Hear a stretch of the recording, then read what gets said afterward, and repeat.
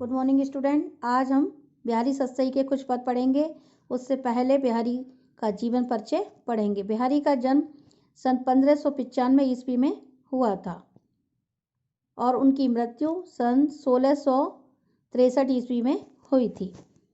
गागर में सागर भरने वाले रीतिकाल के महान कवि बिहारी का जन्म ग्वालियर के निकट बसुआ नामक गांव में हुआ था। इनके पिता का नाम केशव राय था। उन्होंने आमेर के राजा मिर्जा जय सिंह के दरबार में पहुंचकर अल्पयस्का रानी के मोहवश में राज कर्तव्य भूले राजा को एक दोहे के द्वारा सचेत किया। काव्य पारखी राजा ने उनका सम्मान किया व अपने दरबार में सम्मानजनक स्थान दिया। बिहारी ने सतसई की रचना की। कवि ने भक्ति, नीति, श्रृंगार, प्रगति, चित्रण, ज्योतिष एवं बहुआयामी ज्ञान पर आधारित दोहों की रचना कर अक्षय कीर्ति अर्जित की। वे निम्बार्क संप्रदाय में दीक्षित हुए। दीक्षित यानी गुरु दक्षिणा ली तथा राधा कृष्ण की भक्ति उन्होंने की। उनकी रचनाओं में उक्ति वैचित्र, अन्योक्ति, अर्थ गांभीर्य, अर्थ विस्तार, अलंकारिकता तथा कल्पना की समाहार शक्ति का विलक्षण समावेश है। उनकी समाहार शक्ति के कारण ही कहा गया है, सतसैया के दोहरे ज्यों नावक के तीर देखन में छोटे लगे घाव करें गंभीर। बिहारी सतसई में 720 दोहों का ही संग्रह है। बिहारी सतसई का ही उन्होंने लिखी है और 720 दोहे में बिहारी ने बहुत अचूक नीति, श्रृंगार आदि के दोहे का स्पष्टीकरण किया है। प्रस्तुत पाठ में बिहारी के भक्ति, नीति एवं श्रृंगार के दोहे लिए गए हैं। कवि सांसारिक बाधाओं से मुक्ति हेतु राधा जी की आराधना करता है तो दूसरी तरफ अपने प्रभु श्री कृष्ण को उपालंब देता है कि आपको भी संसार की हवा लग गई है। मुक्त आत्माओं के सानिध्य में अधम भी मुक्त हो जाता है। श्री कृष्ण की बातों का आनंद रस पाने के लिए गोपियां उनकी मुरली छिपा लेती हैं। वन में श्री कृष्ण के आते ही बिना वर्षा मोर नाचने लगते हैं। नायक व नायिका भरे भवन में संकेतों से वार्तालाप करते हैं। झीने वस्त्रों में नायिका ऐसे सुशोभित हो रही है जैसे सागर में कल्प वृक्ष की डाल। हमने बिहारी सतसई के बारे में पढ़ा, बिहारी जी का जन्म के बारे में पढ़ा। रीतिकाल के यानी हिंदी साहित्य के इतिहास में 4 काल होते हैं, तो उसी में से एक रीतिकाल है। पहला आपका हुआ आदिकाल, जिसमें राजाओं की बात कही जाती थी, ये मैं अलग से आपको समझा रही हूँ। फिर हुआ भक्तिकाल। भक्तिकाल में आपके निर्गुण और सगुण कवि हुए, जैसे मीरा और कबीर, ठीक है। अब फिर हुआ रीतिकाल श्रृंगारिक काल था, जिसमें श्रृंगार की बात कही गई है। और आधुनिक काल जो आज तक चल रहा है, आधुनिक में भी कविता, रचना, कहानी, इन सब का प्रादुर्भाव चल रहा है। तो ये आप लोगों को समझाने के लिए मैंने बताया कि आप समझते कि रीतिकाल क्या होता है। तो रीतिकाल से हिंदी साहित्य के 4 कालों में विभाजित किया गया, तो उन्हीं में से ये तीसरे नंबर का रीतिकाल के प्रतिनिधि कवि बिहारी माने जाते हैं, जिनकी दोहों का हम स्पष्टीकरण करते हैं।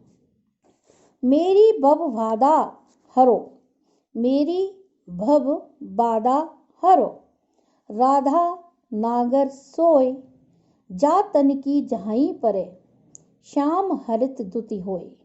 मेरी भव बाधा हरो, राधा नागर सोय। भव बाधा यानी संसार के कष्टों को दूर करना।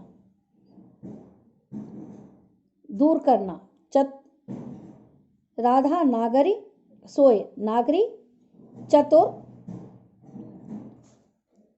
जहाई कहते हैं झलक पड़ना, श्याम कहते हैं श्री कृष्ण, हरित द्युति यानी हरि क्रांति वाले, प्रभावशील, प्रसन्न चित्त। तो इस दोहे का संदर्भ पहले भी आपको सब पता ही है, संदर्भ क्या होता है। प्रस्तुत दोहा हमारी पाठ्यपुस्तक में संकलित कवि बिहारी के दोहों से लिया गया है। कवि ने इसमें राधा जी की स्तुति की है। मेरी भव बाधा हरो, राधा नागर सोए, जातन की झाई परे, श्याम हरित द्युति होए। तो किसकी आराधना की है इसमें? श्री राधा जी की आराधना की है। व्याख्या, मेरी भव बाधा हरो, कवि बिहारी कहते हैं कि वे राधा उनके सांसारिक कष्टों को दूर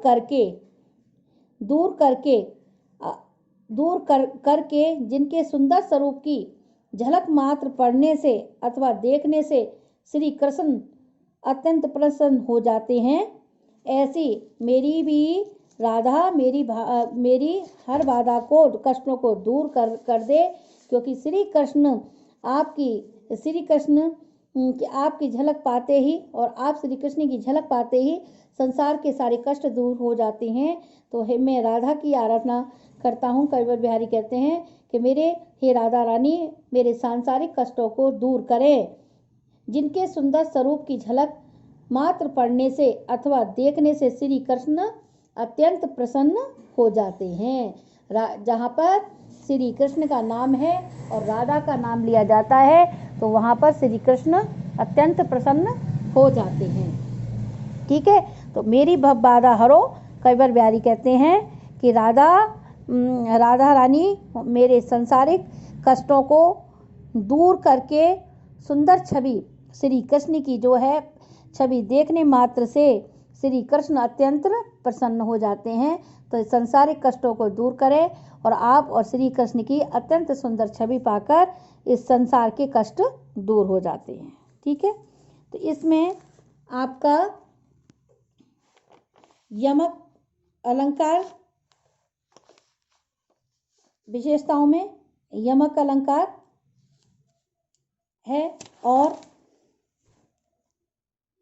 भाषा आपकी चमत्कार पूर्ण कही गई है, ब्रज भाषा का वर्णन किया गया है और कवि ने राधा की स्तुति की गई है इसमें, इस दोहे में। अब नेक्स्ट दोहा लेते हैं। तो पर बारी उर्वशी सुनी राधिके सुजान, तो पर बारी उर्वशी सुनी राधिके सुजान, तू मोहन के उर्वशी हुए उर्वशी समान। तो पर बारी उर्वशी सुनी राधिके सुजान, तू मोहन के उर्वशी हुए उर्वशी समान। उर्वशी कहते हैं इंद्र की अप्सरा, एक सुंदर स्त्री को उर्वशी की संज्ञा दी जाती है।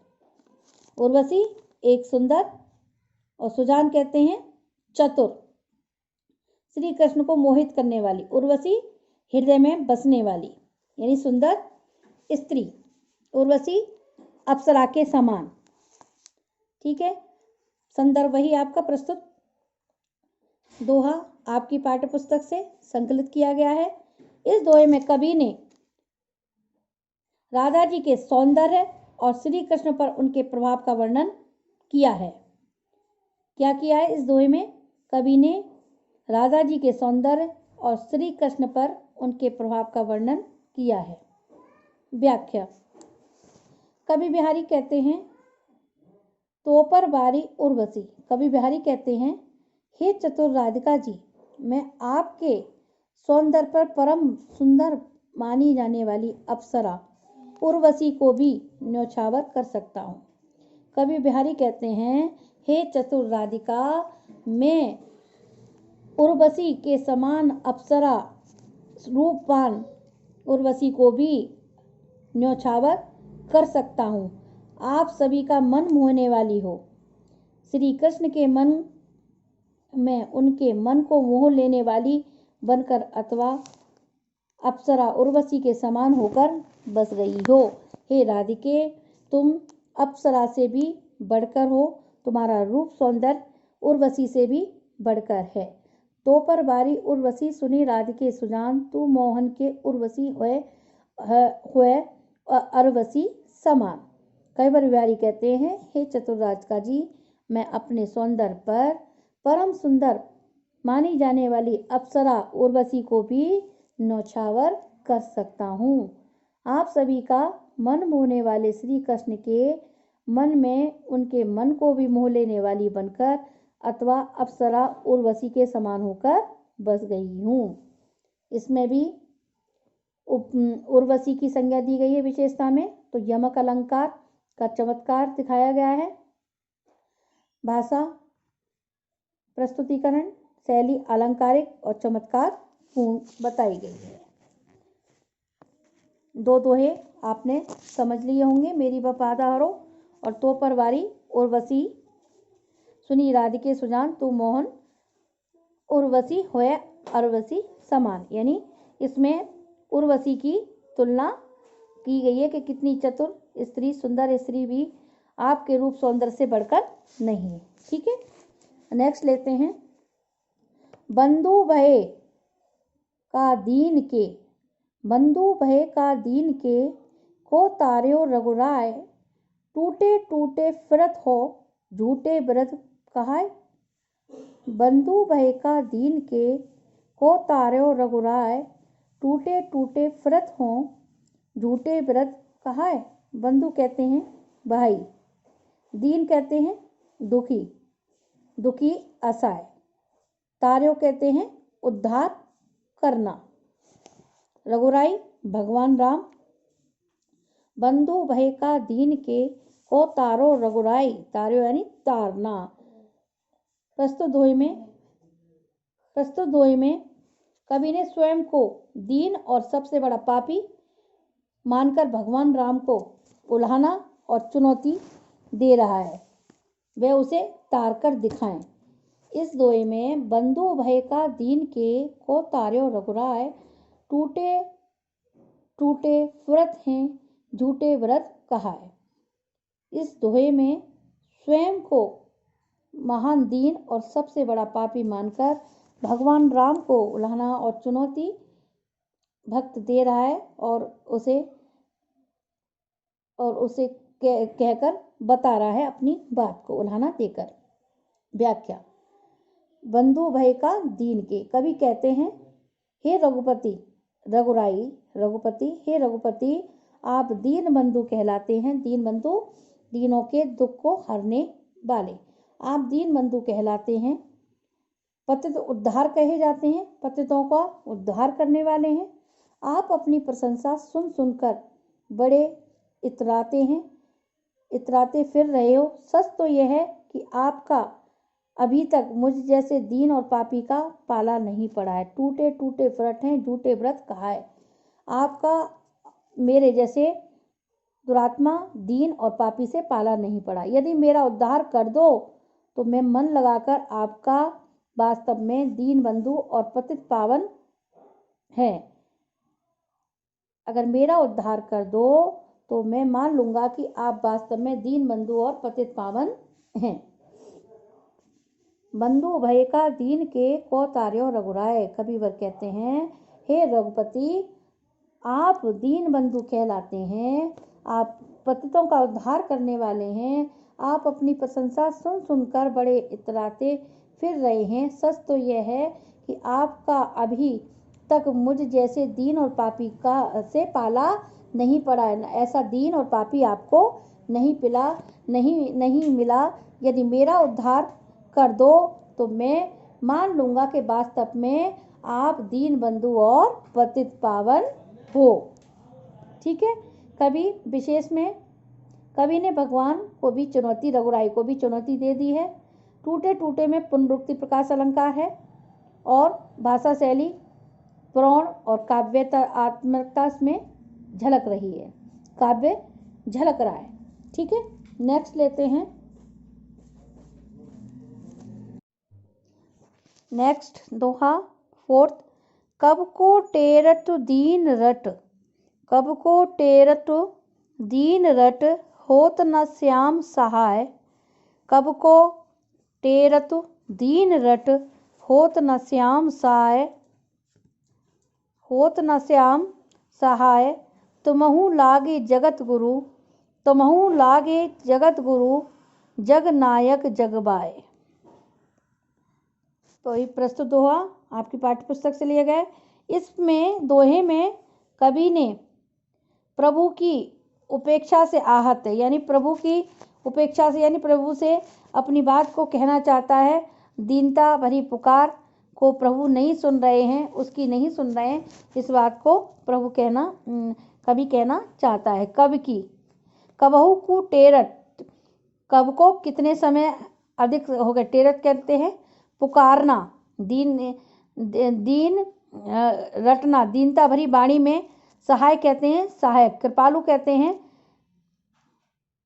कृपालु, नायक कहते हैं जगत के मार्गदर्शक, मार्गदर्शक स्वामी। तो कवि इसमें कहना चाहता है कब को टेरट दीन रट, हे प्रभु मैं कब से दीनता भरी पुकार से आपकी अपनी सहायता के लिए आपको पुकार रहा हूँ। कब को टेरत दीन रट होत न श्याम सहाय, कवि कहता है हे प्रभु मैं कब से दीनता भरी पुकार मैं आपको अपनी सहायता के लिए पुकार रहा हूँ, आपको बुला रहा हूँ। तुमहु लागे जगत गुरु जग नायक बहुवाय, रहा हूँ आप मेरी दीन पुकार को अनसुनी किए जा रहे हैं, आप मेरी पुकार को नहीं सुन रहे हैं, कब से मैं आपकी पुकार को सुन रहा हूँ। हे श्याम मैं जगत, हे श्याम मैं जगत पूज्य, हे जगनायक, हे श्याम हे जगत पूज नायक, हे तुमहु लागी जगत गुरु जग नायक बहिबाय। हे श्याम हे जगत नायक, लगता है आप को भी संसारिक हवा लग गई है, आप भी संसार की ही सुनते हो। यदि ऐसा ना होता तो मेरी करुण पुकार सुनकर मेरी सहायता करने अवश्य लाते। हाँ, कवि कहता है कि हे प्रभु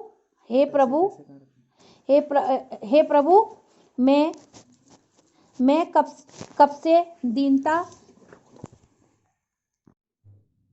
कब को टेरट दीन रट, ये आपको मैंने समझा दिया। इसकी विशेषताएं, कवि ने अपने इष्ट श्री कृष्ण को द्रवित यानी श्री कृष्ण को आराध्य मानकर चतुराई से अपनी बात को स्पष्ट किया है। विशेषताओं में भाषा लक्षणिक है और इसमें बड़ा ही प्रभावपूर्ण ढंग से भगवान को किस प्रकार से उल्हाना दिया है कि आप मेरी नहीं पुकार सुनते हो। ठीक है, अब लेते हैं नेक्स्ट दोहा। या अनुरागी चित्त की गति समझे नहीं कोई, या अनुरागी चित्त की गति समझे नहीं कोई, ज्यों ज्यों बूढ़े श्याम रंग, ज्यों ज्यों बूढ़े श्याम रंग त्यों तो उज्जवल होय। या अनुरागी चित्त की गति समझे नहीं कोई, ज्यों ज्यों बूढ़े श्याम रंग त्यों त्यों उज्जवल होय। इसमें अनुरागी कहते हैं प्रेमी रंगे जाने की इच्छा वाला, अनुरागी यानी प्रेमी, प्रेम में रंग जाने वाली इच्छा या चित्त। चित्त कहते हैं मन, गति कहते हैं स्वभाव को, समझ करना, कोई भी, ज्यों ज्यों कहते हैं जैसे जैसे, ज्यों ज्यों बूढ़े जैसे जैसे, बूढ़े कहते हैं डूबता या रंगता, श्याम रंग काला रंग श्री कृष्ण के प्रेम, त्यों तो उतना ही उज्जवल और स्वच्छ होना। तो प्रस्तुत दोहे में कवि ने मेरे मन के विचित्र व्यवहार को प्रस्तुत कर रहा है। कबीर अपने मन के व्यवहार को प्रस्तुत कर रहा है, अपने मन में जो उसके तरह तरह के विचार आ रहे हैं उसको प्रस्तुत कर रहा है। या अनुरागी चित्त की गति समझे नहीं कोय, ज्यों ज्यों बूढ़े श्याम रंग त्यों त्यों उज्जवल होय। व्याख्या, दोहे की व्याख्या। या अनुरागी चित्त की, कवि बिहारी कहते हैं या अनुरागी चित्त की श्री कृष्ण के प्रेम रंग में ऐसे रंगे हुए इस मन का व्यवहार बड़ा अजीब है, बड़ा ही विचित्र है। यह अनुरागी चित्त की गति समझे नहीं कोई। कैवर बिहारी कहते हैं श्री कृष्ण के प्रेम रंग में रंगे हुए इस मन का व्यवहार बड़ा ही विचित्र सा है। ये जितना जितना श्याम रंग में डूबता है उतना ही उज्जवल होता जाता है। जो श्री कृष्ण के प्रेम में रम जाता है उतना ही पवित्र और उज्जवल होता जाता है। विशेषताओं में श्लेष अलंकार की छटा दिख रही है और चित्ररागी रंग में आने जाने का में कवि ने अपने मन पर विचित्र सा व्यवहार बताया कि वह श्री कृष्ण के प्रेम में किस प्रकार रत हो जाता है। नेक्स्ट दुआ लेते हैं। भजन कहो तले भजियो, भजन कहो ताते भजियो, भजियो न एको बार, भजन कहो ताते भजियो, भजियो न एको बार, दूरी भजन जाते कहो सोते भजियो गवार, भजन कहो ताते भजियो, भजियो न एको बार, दूरी भजन ताते जाते कहो सो में भजियो गवार। भजन कहते हैं स्मरण करना, तासो कहते हैं उससे, भजियो यानी दूर भागा, भजियो भागना, और भजियो ना भजन नहीं किया, एक बार भी भजन नहीं किया। तो भजियो स्मरण किया, और गवार कहते हैं मूर्ख। भजन कहो ताते भजियो, भजियो न एको बार, भजन कहो ताते भजियो, भजियो न एको बार, दूरी भजन ताते कहो सो में तजियो गवार। कई बार बिहारी कहते हैं अपने मन अथवा भगवान के भजन से विमुख गवार को भी संबोधित करते हुए कहते हैं।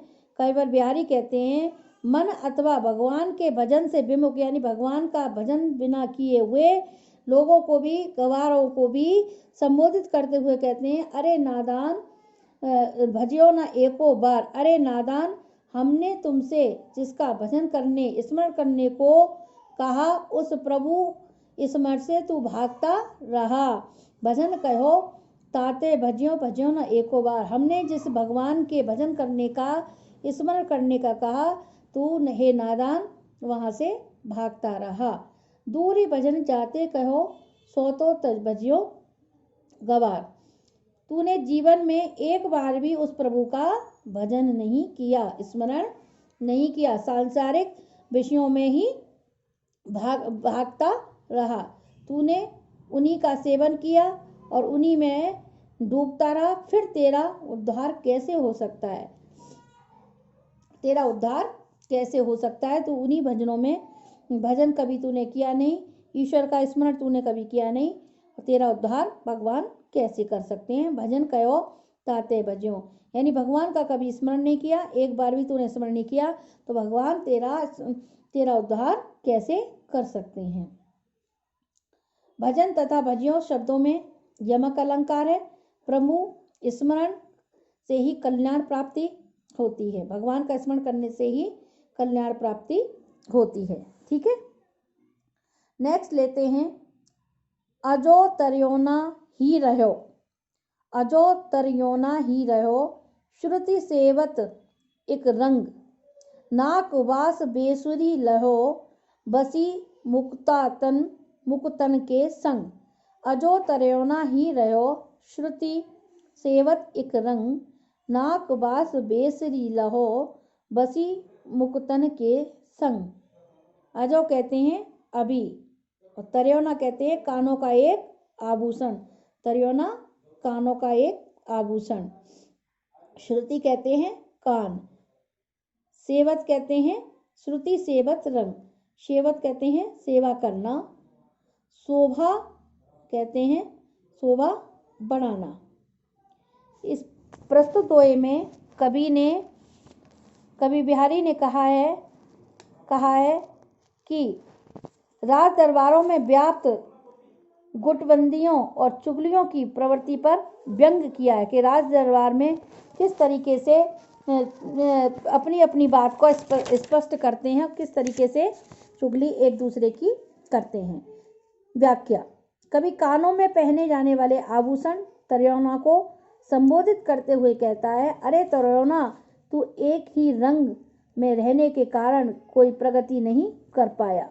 कानों में जो आभूषण पहना हुआ है तरोना, उसको संबोधित कर कर कहते हैं कि अरे तरोना, तू एक ही रंग में रहने के कारण कोई प्रगति नहीं कर पाया, एक ही, क्योंकि तू आगे दरबार में रहकर भी किसी भी तरीके से आगे नहीं बढ़ पाया। आज तक कानों में ही पहना जा रहा है, जबकि मोतियों को साथ में लेने से के कारण बेसर होता है नाक का आभूषण, जबकि मोतियों को साथ में लेकर बेसर ने नाक पर स्थान ले लिया, लेकिन तू कान में ही बसा रह गया। इस पे अन्योक्ति की गई है कि राज दरबार में जो चाटकारिता करते हैं वह चतुर होते हैं, वो वहीं के वहीं रह जाते हैं, और जो बुराइयां करते हैं वहीं के वहीं रह जाते हैं और उनकी प्रगति नहीं हो पाती। कभी अजो तरोना ही रहो श्रुति सेवत एक रंग, नाक वास बेसरी लयो बसी मुक्तन के संग। तो कभी कानों में पहनने वाले आभूषण तरोना को संबोधित करते हुए कहता है, अरे तरोना, तू एक बार ही रहने के कारण कोई प्रगति नहीं कर पाता। कानों की शोभा को ही बढ़ाता रहता है, जबकि मोतियों को साथ में लेने से बेसर भी नाक में स्थान ले लेता है। विशेषता। बिहारी गागर में सागर भरने वाले कवि कहे जाते हैं। दोहे की एक छोटी सी गागर में कवि ने वास्तव में अर्थ वैभव का सागर भर दिया है। तो बिहारी ने एक छोटे से दोहे के माध्यम से अचूक बातें कही हैं, जिसका स्पष्टीकरण किया गया है। ठीक है, इसमें तरोना, श्रुति सेवत, इक रंग, नाक बेसुरी तथा मुक्तातन में श्लेष अलंकार का प्रयोग किया है। एक ही साथ में एक अर्थ लगा हुआ है। सघन पुंज छाया सुखद। नेक्स्ट दोहा। सघन कुंज छाया सुखद, शीतल सुरभ समीर। सघन कुंज छाया सुखद, शीतल सुरभ समीर। मन होए जात अजो बह, वही यमुना के तीर। सघन कुंज छाया सुखद, शीतल सुरभ समीर। मन होए जात अजो बह, वही यमुना के तीर। सघन कहते हैं घनी, सुखद कहते हैं सुख देने वाली, शीतल कहते हैं ठंडी, सुगंध कहते हैं समीर, वायु कहते हैं हवा। इस दोहे में बिहारी ने कृष्ण भक्त कवि ने इस दोहे में श्री कृष्ण की बिहार भूमि यमुना तट के सुखदायी वातावरण का वर्णन किया है। श्री कृष्ण भगवान की यमुना भूमि का वर्णन किया है, कितनी सुखदायी और वातावरण भूमि का वर्णन इसमें किया है। सघन सुगन छाया सुखद। कई बार बिहारी कहते हैं कि जिस यमुना के तटों पर कुंजों की सुखदायिनी छाया है, सघन कुंज छाया सुखद शीतल सुरभ समीर।